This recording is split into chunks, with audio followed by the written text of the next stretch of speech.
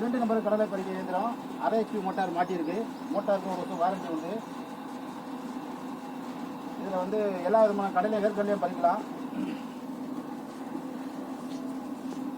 கொடிக்கல்ல 6 மாத காய் கூட பறிக்கலாம். G7 பறிக்கலாம், அதாவது கதறி பறிக்கலாம், எல்லா விதமான காயும் பறிக்கலாம்.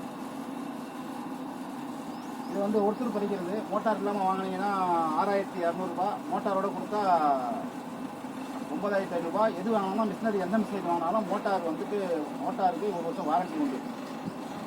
இதில் வந்து ஆள் கிடைக்காத ஊருக்கு மட்டும்தான் நாங்கள் வந்து இந்த கடலை பறிக்கிற மிஷினை தருவோம். ஆள் கிடைக்கிற ஊர் வந்தால் தரவே மாட்டோம். அவங்க வந்து கையிலே பறித்து ஃபினிஷிங்காக பறித்து பார்த்த பழகினவங்க மிஷினில் பறிக்கும்போது தும்பு பீசி எல்லாம் காம்பு எல்லாம் வரும். அதனால் அதை விரும்ப மாட்டாங்க. அப்புறமா இங்கே தேவையில்லாமல் நீங்கள் மிஷின் ஏமாற்றி கொடுத்துருவீங்கன்னு சொல்லுவாங்க. அதனால் ஆள் கிடைக்கிற ஊருக்கு மிஷின் தரமாட்டோம், கேட்டாலும் தரமாட்டோம். ஆள் கிடைக்காத ஊருக்கு பஞ்சமாக இருக்குது அப்படின்னா, இல்லாத ஊருக்கு ஒரு எக்ஸாம்பிள், இல்லாத ஊருக்கு இருப்புப்பூ என்னன்னு சொல்லுவாங்க. இருப்புப்பூ எடுத்து தோசைகளை தேய்ச்சி தோசை ஊற்றினா ஒட்டாமல் வரும். எண்ணெய் வேணும்னு அவசியம் இல்லை. அந்த மாதிரி இல்லாத ஊருக்கு மட்டும் தான் இந்த மிஷினை பயன்படுத்த முடியும். பெருசாக கூட.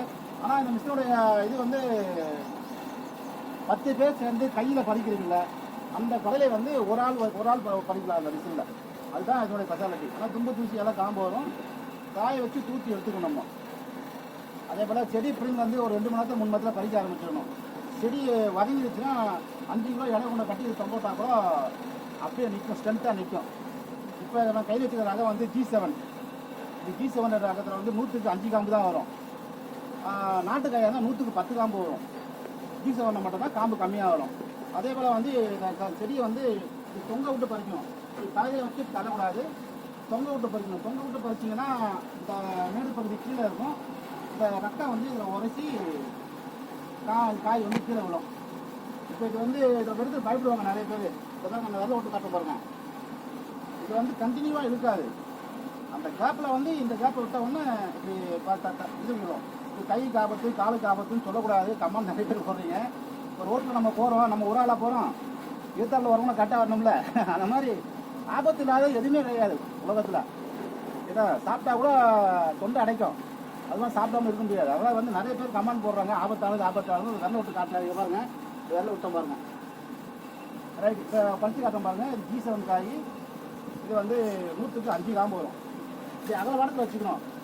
இப்போ இருக்கிற செடியை 2 முறை விடலாம், இது அகலமாக வச்சு விடலாம். இப்போ வந்து 1 2 3 4 5 6 7 8 2 செடி சேர்த்து வச்சுக்கிறேன். 9 10 செடியை ஒரே நேரத்தில் விடலாம். 10 செடி தொங்க விட்ட மாதிரி பறிக்கணும்.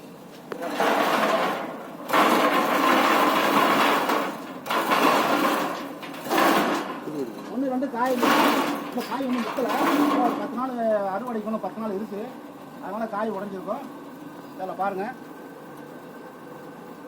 இது வந்து நம்ம வந்து இப்போ வந்து ஒரு 10 செகண்டில் பறிச்சுன்னு வச்சுக்கல, 5 செகண்டில் பறிச்சிட்டோம். இதே வந்து நம்ம இதை கையில் பறிக்கணும்னா எவ்வளோ நேரம் ஆகும்னு பாருங்கள். சரி, பறிக்கிறவங்க பறிச்சு பாருங்கள். இதை பார்த்தீங்கன்னா காம்பே இல்லை பாருங்கள். G7 காயில் காம்பு இருக்காது.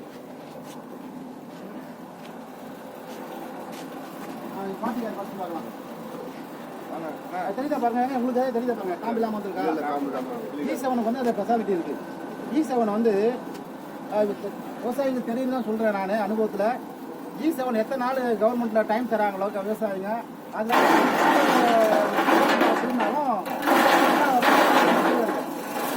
நாட்டுக்காய் 20 நாள் 1 மாதம் நீங்கள் லேட்டாக படித்தாலும் நாட்டுக்காய் காம்போட காயோட வரும். G7 வந்து அது ஒரு 2 நாள் முன்னாடி போகலாம், 4 நாள் முன்னாடி போகலாம், 4 நாள் 5 நாள் பின்னாடி லேட்டாக படிக்கிறீங்கன்னா செடி மட்டும் வரும், காய் எல்லாமே பூமியில் இருக்கும். தெரியல தெரிஞ்சுக்கலாம் விவசாயிங்க, அனுபவத்தில் சொல்கிறோம். நீங்கள் பறிச்சு பார்க்கலாம்.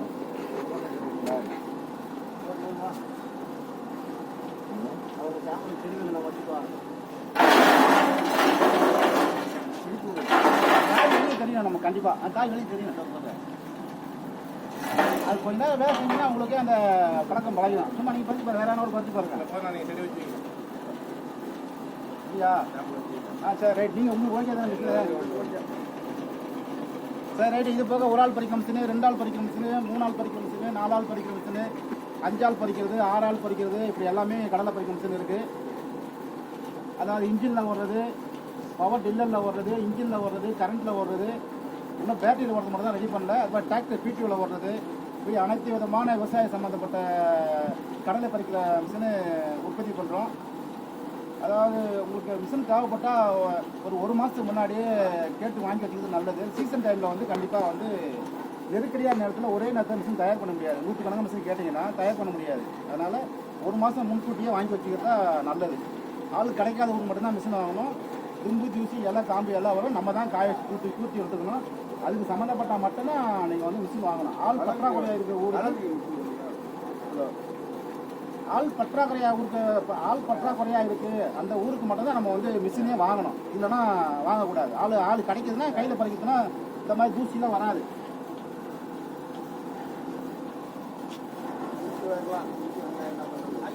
விவசாயம் வாங்கிட்டு விவசாயிக்கிட்ட மட்டும் மனசு முடியல. நாங்கள் கையிலே பறிச்சுப்போம் சொல்கிறாங்க. அந்தாண்ட அள்ளி போட்டால் அது உடனே ஆள் கிடைக்காத ஊருக்கு தான் மிஷினே தருவோம். பார்த்துக்குங்க, சீசன் காய் 100க்கு 5 காம்பு வரும். அதை விட இது வரல. 100க்கு 1 காம்பு தான் வந்திருக்கு. 5 காம்பு சொல்லுவோம் மாம்பழா. 100க்கு 1 காம்பு தான் வந்திருக்கு. இந்த பழப்பண்ணம் இருக்குது. செடியை பிடுங்கி நம்ம வந்து 2 மணி நேரம் 3 மணி நேரத்தில் பறிக்க ஆரம்பிச்சிடணும். அப்போ தான் உதிரும் ஈஸியாக. இல்லைன்னா ஸ்ட்ரென்த்தாக மாறிடும். அதனால் பிடுங்க அப்படியே பறிச்சிருங்க. ரைட்டு. ஆல் இண்டியா குரூப்பில் நாங்கள் வந்து அமேசான், மீஷோ, ஃப்ளிப்கார்ட்டில் கேஷ் ஆன் டெலிவரி கொடுப்போம். இதே machine Amazon, Meesho, Flipkart all India cash on delivery. வீட்டில் பணம் கொடுத்துட்டு பொருள் வாங்கிக்குவாங்க. அந்த மாதிரி கேஷ் ஆன் டெலிவரி ஆஃபராக உண்டு. நாங்கள் ஆல் இண்டியா பிஸ்னஸ் பண்ணுறோம். அதாவது விதை போடுறது, அதாவது வேர்க்கடலை விதை போடுறது, வேர்க்கடலை களை வெட்டுறது, வேர்க்கடலை மண் அணைக்கிறது, வேர்க்கடலை தூத்துற மிஷினு, வேர்க்கடலை பறிக்கிற மிஷினு, வேர்க்கடலை உடைச்சி ஓடு தனியாக பழுப்பு தனியாக்கிற மிஷினு. செக்கு மட்டும்தான் இல்லை. அது போக ஆல் இண்டியா லெவலில் எல்லா விதமான கருவியும் ஆல் இண்டியா லெவலில் விவசாயம் சம்மந்தப்பட்ட கருவிகள் என்னுடைய கருவியில் நாங்கள் தான் அதிகமாக செய்கிறோம். அதில் எந்த